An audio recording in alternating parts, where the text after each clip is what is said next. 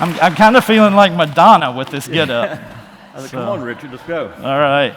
So, Phil, I have known you for 150 years, I think. Give or take. Yeah, and so when I first had the opportunity to come to the commission was in October of 2000. And so you had been involved with the commission for a really long time then. So what's the history? How did you get involved in what you're doing at Chambliss and with the commission? Yeah, what were you doing in November 1971? November of 1971, I was 18 months old. Okay, well, that's when I started at Chambliss Center for Children as the associate director. So, yes, we have known each other a long time. So, I got involved with the commission primarily because of two individuals, Linda Monahan, who was the Tennessee Conference on Social Welfare, and Linda O'Neill. I first met Linda. She and I served on the TCSW Board of Directors together, and back then TCSW was probably one of the leading advocates for across disciplines. I mean, literally every aspect of families in our state. And when Governor McWhorter came in, he dissolved the Tennessee Children's Services Commission, which is the predecessor, and formed the Tennessee Commission on Children and Youth. And so Linda Monahan and Linda O'Neill and I, knowing how critical this organization was, began to talk about what we needed to do to begin to help create this new advocacy organization. And so I asked Jim Hall, who was the chief of staff for Governor McWhorter, if he would appoint me to the commission.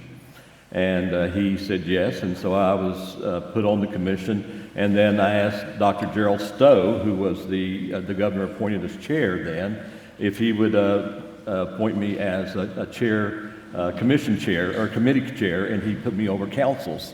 And so then the councils got to decide, the chairs of the councils, of the different committees, were put together as the nominating committee to select the next director. And that was when did McWhorter come in? 1989, 88? So I know the commission was created in 1988. 88, well there it was, 1988. So alphabetically, I could have been the first one. Acord, A-C-O-R-D. Right there. So anyway, we got together and got nominations, and I was selected to present Linda actually to the full commission as a possible. There were three candidates, and I had the privilege of presenting Linda O'Neill, and the commission voted to select her as executive director, and I guess that was 1988 when she started. So. And, I guess I got involved because of just my advocacy efforts. And I'll take just a second to do that. I used to be a whiner and complainer. Licensing people would come to my agency and I'd say, why are we doing this? Why are we doing that? What's that all about? Gracious, And she'd say, and she said something like this. She said, so Phil, are you involved in the Association for the Education of Young Children? I said, no. She said, are you involved in Children's Services Council? I said, no. She said, are you involved in TCSW? And I said, no. I'm running my agency here. She said, well, you need to get out there and advocate and learn how to work with your legislators and commissioners and impact legislation and policy. And until you do that, just shut up. I don't want to hear all this whining. Right. And that kind of hurt my feelings. I mean, I thought, whoa, that wasn't very nice for my licensing counselor to say that to me. But she introduced me to Linda Monahan. And Linda Monahan took me under her wing and said, okay, come on, I'm going to kind of show you how that works. And so that's kind of how that all pointed me to and got me involved in the advocacy, and then later on being appointed to the commission. Phil, when you said that, you were encouraged to go meet other folks and to join professional groups and to meet with legislators, I'll have to tell you, having the great privilege of working for Linda O'Neill for so long, I didn't really spend that much time across the street with the legislators. She, and some other folks handled that.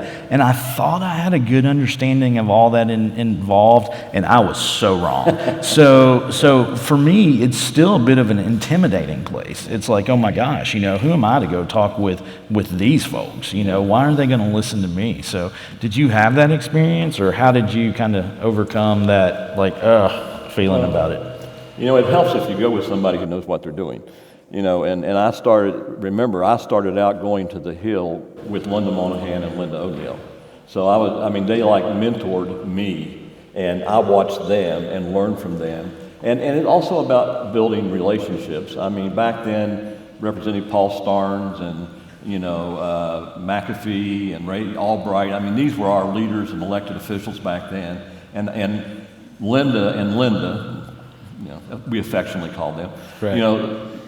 Helped me understand the importance of getting involved at the local basis. So through our local council, and I'm not even remembering who our coordinator was. Was it Marilyn? Was it Marilyn Davis? No, it was Oh, before unfortunately Marilyn. pre-Marilyn, but anyway, that's close. She was there for a long time. But, we started holding meetings locally with all our delegates. We'd have a breakfast for them. We'd invite them in. We'd get to know them. We'd invite them out to our agencies or our programs. And, and they knew us by name. And when they saw us, they welcomed us in. And so through just building relationships and establishing trust and just being legitimate when you go in and have conversations with them and have your facts together. I mean, we knew what the need was even before Brian A. in the Department of Children's Services. Matter of fact, the commission was heavily involved in helping establish the Department of Children's Services. Yeah. Most people don't remember that children back then were in all the departments, and there wasn't a Department of Children's Services that is under the Department of Human Services. Yeah. And so, we began to advocate with our legislators, and then we had a select committee on children and youth, and we began to talk to them, and Bill Purcell was chair of that, and it's both the House and the Senate. And through just sharing information and sharing concern and through testimony and making visits and just doing our research, we began to make some serious progress with our elected officials. And it wasn't always, you're right, it wasn't always pretty. There were several legislators that said they probably would never talk to me again, and that was okay. I mean, Yeah, I'm kind of starting to feel that yeah, too. they were good people, but anyway. So yeah, it is intimidating, but you've just got to keep going back and knocking on the doors and putting a smile on your face and introducing yourself and saying, here's my concern. I'm in an agency out there in the community, and I'm listening to my parents, and and I'm seeing what my colleagues are saying, and here's an issue. How can you help us with this? And a lot of times we would just sit down, and I remember meeting with them on multiple occasions where we'd start legislation. They'd say, okay, well, let's, there ought to be a law. and as a result, we would come up with good legislation. But it's hard work, and I would say to everybody, no matter what your position is with your agency or where you are, we all have a responsibility to be advocates for our clients, for our children, for our families, whoever it is we work with. If we don't speak up for them, they're not in position to speak up for themselves. And so, you've got to go out there and invest the time and energy to make life better for them and give them access to services and things like that. And Linda basically helped me understand the importance of that and encouraged me. And my board at my agency and my staff, I had great staff and good boards, so they allowed me time away from the agency to engage myself in those activities. So, when you talk about like building on like success of other folks and kind of a little bit of the history, we've been in our current office. I'm losing concept of time the older I'm getting, but it seems like we've been in our office for several years, but we had to move out of an older office into like a temporary office for a while. And so when we were doing that, there was a lot of purging of paper and really going through a lot of old files. And there was a document that someone found, it may have been Linda or someone, that was really kind of like priority areas for where we needed to be investing time or issues for children. And I can remember looking at it and then someone pointing out the date, and it was like a 15-year-old document. And so it was like, good grief, are we still fighting these kinds of same issues that we have been all of this time? And and I can remember Linda saying, there are no permanent friends, no permanent enemies, right. Only permanent issues.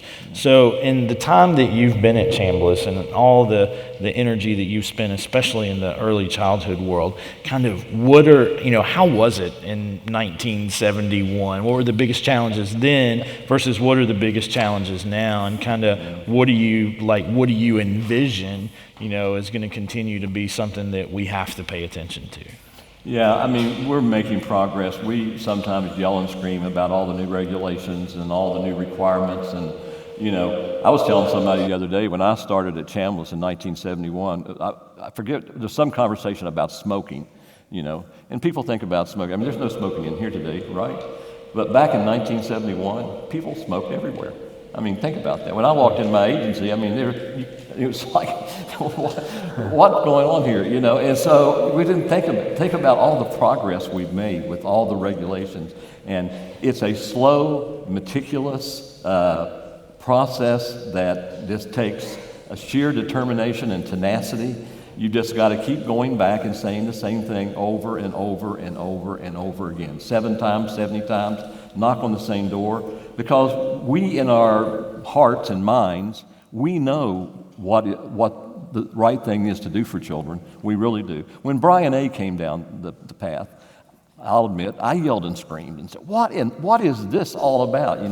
We had to go through this process of being a vendor with the state. It required becoming accredited and required financial resources and all these new procedures and all these new processes, and we yelled and screamed about that. But you know what? Brian A. was good for children in the state of Tennessee. It didn't take us long to realize that what was being recommended and required, and I talked to Tommy Brown, who was one of our representatives then and was one of the individuals that helped file the legislation that resulted in Brian A., and she said children weren't being treated right. They were being ignored. They were being lost in the system, and their needs weren't being met. And she was right. She was right. And even though I was providing some of that care to some of those children, we needed somebody to step up and say, we need to do things differently.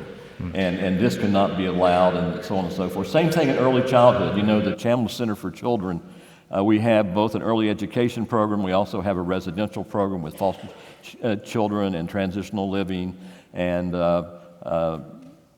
then in our extended child care program, we have 24-hour child care. We use a sliding fee scale. We manage 6 off-site agencies. We have programs in the school to take care of the children and teachers. So on any given day, we're taking care of about 700 children. But the bottom line, we work with Head Start. I see Judy Graham down there, she's nodding her head, yeah. So an early Head Start. But it takes everybody working together in a shared, collaborative manner to move the issues forward and to make us all be mindful of what we really should be doing. Sometimes it goes against the grain. It goes against the way we've done it. It has financial implications, but I really think we're moving in the right directions. We just had legislation passed. I see my executive director of my residential program, Elizabeth Blasberry, and John, which is over transitional living. But Families First, yes, just come down the pike. And Families First, a federal legislation, I'm screaming and hollering about that. But, I think probably, maybe, and I'm looking for some encouragement, but I don't get it, so, okay.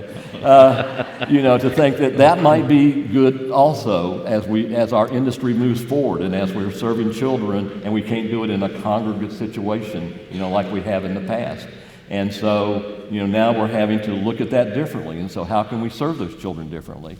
And it's making us think outside the box and more creatively, and hopefully, youth will not fall through the cracks as a result, and be in a worse scenario. We think this is going to help.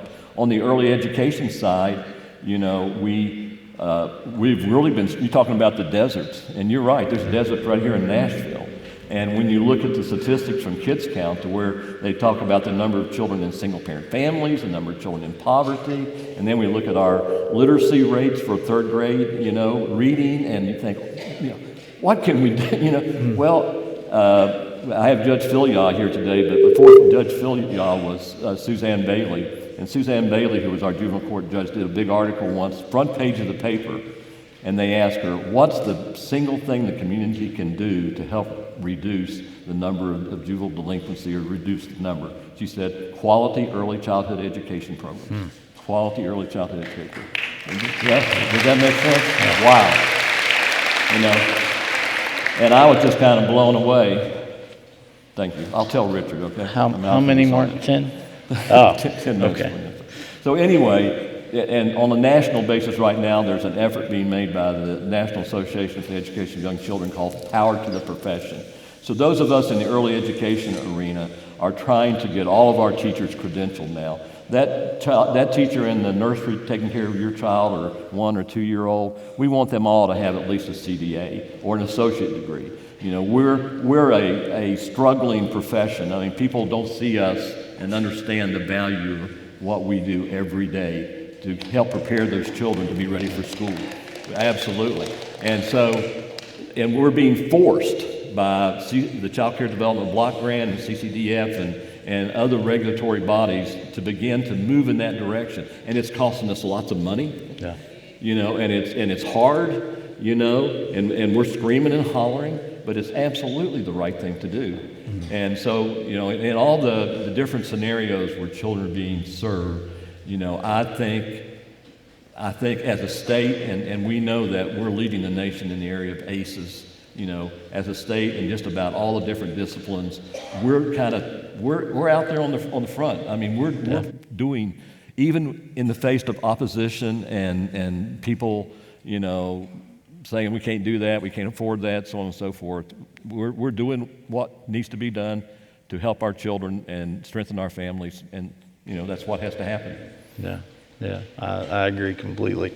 Phil, I've been around you for a long while, and so in looking at people that are in leadership positions, I'm running out of time to use the new card and to play the new card in my role. But there during the last 18 months ish, there've been lots of nights that I will wake up 10 times and be like, oh my gosh, we have this issue, or oh my gosh, we need to tackle this, and I'm just incredibly fortunate to work with an incredible team. But for folks that are leading others or are providing that guidance for either teams or for organizations or folks who aspire to do that, what would you tell them? What would you tell me to be able to say, hey, you can do this for 30 years like I did? Not that I'll live that long, but still, what would you say? Well, I'm in my... Obviously I said the wrong thing. They cut me off. Oh, no, I'm back. So, well, I was just telling someone in this morning as I was coming in, they welcomed me or something, and I forget what they said, but I said, hey, 90%, I was Steve Petty. I said 90% is showing up, and you might think that's trite, but the truth of the matter is I've worked with a lot of people who are executive directors and things like this, and they took on roles as chair of this committee or worked with TCSW or whatever, and then they don't show up. They miss committee meetings. They don't follow through and do what they're supposed to do. So it's not as complicated as we really make it. Good leaders, not only do they stay on top of the issues, but they show up.